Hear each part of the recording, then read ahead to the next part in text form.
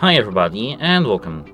In today's video I am going to show you how you can easily rename your LG XBOOM 360 XO3 speaker in your iPhone or iPad.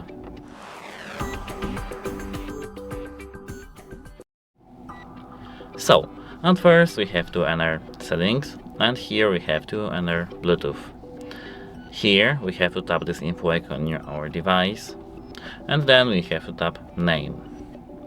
Here we can now add some text, delete some text, add some emojis, delete some emojis, etc. When we are done, we just have to tap done over here. Now if you want to bring back our name to the default one, we have to tap this X button, which is here. Then done, and as you can see, everything is clear. That's it, hope it helps you and have a nice day.